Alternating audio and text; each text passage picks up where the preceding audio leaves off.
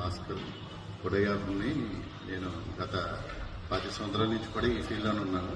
శారది గారు ఏమీ లేదు, మార్నింగ్ నేను మీ ఇక్కడికి వచ్చాను, ఈ ధర్నా చేసే ప్రెస్ రిపోర్ట్స్ దగ్గరికి వస్తే వాళ్ళు పడే బాధ నేను అర్థం చేసుకుని ఒక ఫోటోగ్రాఫర్ కింద, శారది గారు మీరు కూడా చాలా మంచి వ్యక్తి, కాకపోతే నేను మిమ్మల్ని కలిసినా కలలేదో నాకు తెలియదు, కానీ కాకపోతే మీరు గత 7 సంవత్సరాల నుంచి కూడా ఎలక్షన్ లేకుండా సింగిల్గానే మీ వరకు మీరే ఇది నాది, ఇప్పుడు ఇది అంతా నాది వీడియో సోదరులు అనుకుంటే పర్లే, అది మీరు అలాగ అనుకోవట్లేదు. సీనియారిటీని కూడా పక్కన పెట్టి మీకు నచ్చిన వాళ్ళు చేస్తే అది ప్రెస్ క్లబ్ అనరు సార్.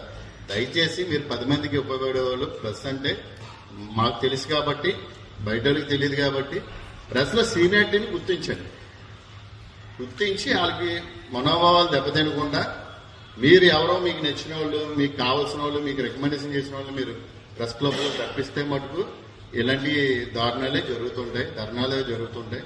ఎందుకంటే మనం ఇదివరకు లాగా లేవు, అందరూ కూడా ప్రతి వాళ్ళు కూడా దాని మీద ఏంటి ప్రెస్ అన్నప్పటికీ ప్రతి వాళ్ళకి కూడా ఒక ఆలోచనలు వచ్చినాయి.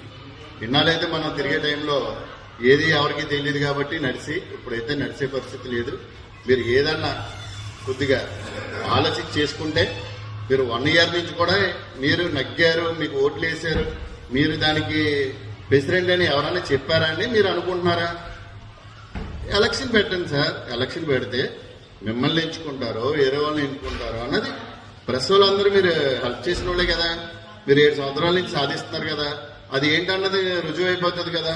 ఒకసారి ప్రెస్ కూడా మీరు ఎలక్షన్ కూడా ఒకసారి కాంప్రమైజ్ అవి ఎలక్షన్కి రండి. ఎలక్షన్కి వస్తే మీరందరూ మీ 2 గ్రూపుల కింద విడిపోమని చెప్తలే, ఏదన్నా అన్నతమ్ముల కింద ఉండమన్నాం. కాకపోతే ఇందులో వచ్చింది ఏంటంటే మీకు నచ్చిన వాళ్ళకి సీనియారిటీలకి అవకాశం ఇస్తున్నారు. ఇంకా మీ పక్కన ఉన్నా కంట సంబంధం లేని సీనియారిటీ చాలా మంది ఉన్నారు. ఒకసారి మీరు పాటు తెప్పించుకుని ఒకసారి చెక్ చేసుకోండి.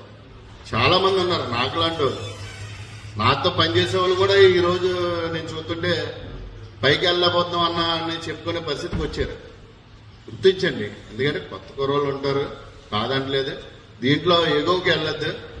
ఎగోకి వెళ్ళి కానిచ్చి మీరేం చేశారు, అసలు సొసైటీలో ఏం జరిగింది, అసలు ఎన్ని పాయింట్ తీసుకుని మళ్ళీ పబ్లిక్ చేసి దాన్ని అంతా బయట పెట్టుకునే అంత దాకా తెచ్చుకోవద్దు.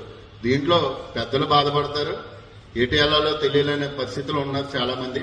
ఎందుకంటే ఒక మీటింగ్ జరిగితే ఇంక్లూడింగ్ ప్రెస్ వాళ్ళందరూ రావాలనుకునే టైప్లో మీటింగ్ జరుగుతుంటాయి రాజమండ్రిలో. అంతేగాని 2 గ్రూపులు అయిపోయి ఈ మీటింగ్ మీరు వెళ్ళొద్దు, ఆ మీటింగ్ నేను వెళ్ళొద్దు అన్న కాన్సెప్ట్ మీ దయ వల్ల తేనివ్వకండి.